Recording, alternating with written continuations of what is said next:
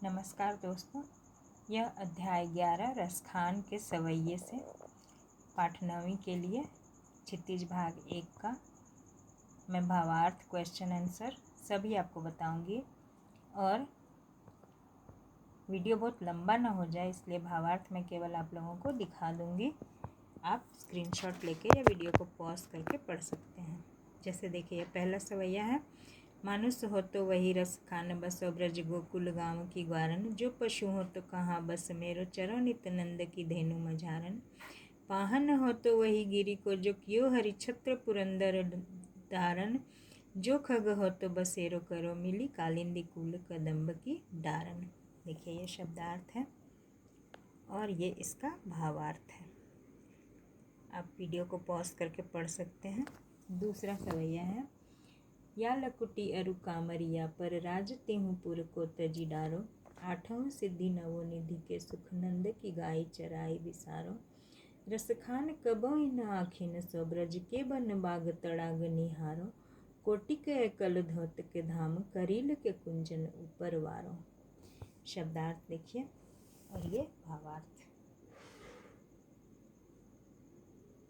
ठीक है।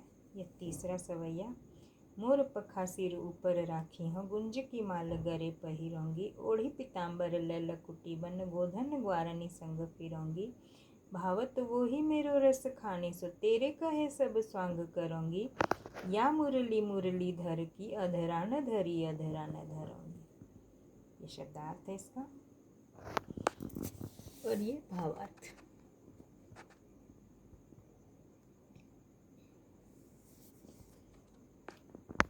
चौथा सवैया है, काननी दे अंगूरी रही बो जब ही मुरली धुनि मंद बजे हैं, मोहि नितानन सोरस खानी अटा चढ़ी गोधन गए हैं तो गए हैं, तेरी कहो सीगरे ब्रज लोगनी काली को कितने समुझे हैं, माई रिवा मुख की मुस्कानी संहारी न जय है न जय है न जय है।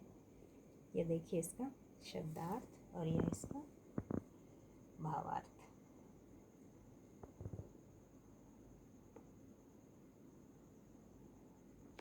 ठीक है। अब इसके प्रश्नोत्तर मैं आपको बता देती हूँ।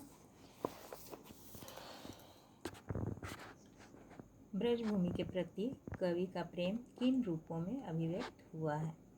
ब्रजभूमि के प्रति कवि का प्रेम कई रूपों में अभिव्यक्त हुआ है। जैसे कवि चाहता है कि वह ब्रजभूमि में ग्वाल बाल के रूप में जन्म ले।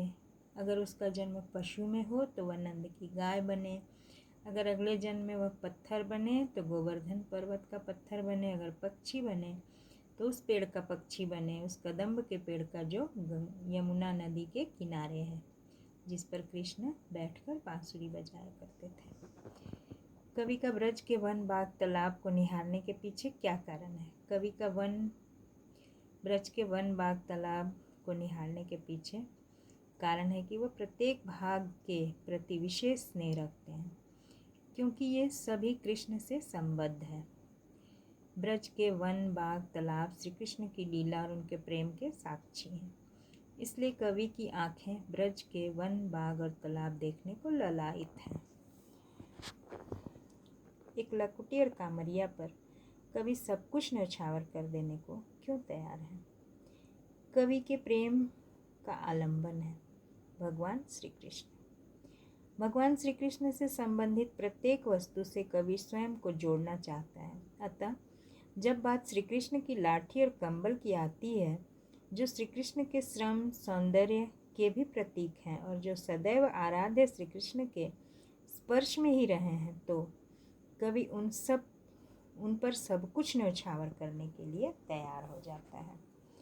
अगला है, सखी ने गोपी से कृष्ण का कैसा रूप धारण करने का आग्रह किया था? अपने शब्दों में वर्णन कीजिए। तो सखी जो है वह गोपी से कहती है कि जिस प्रकार श्री कृष्ण मोर मुकुट पहनते हैं, गुंजों की माला गले में पहनते हैं, वैसे ही तुम भी पहनो, पीताम्बर ओढ़कर, लाठी लेकर और गायों एवं ग्वाल बालों के साथ वन वन घूमो। इस पर गोपी कहती है कि कृष्ण उससे इतने प्रिय हैं कि वह उनके सभी रूप धारण तो करेगी, लेकिन मुरली को अपने अधरों पर, अपने होठों पर नहीं रखेगी, क्योंकि यह मुरली उसे कृष्ण से दूर कर देती है। कृष्ण इसके कारण हम पर ध्यान नहीं देते। मुरली से वंशी से गोपियों को बहुत चिढ़ थी, ईर्ष्या थी ना।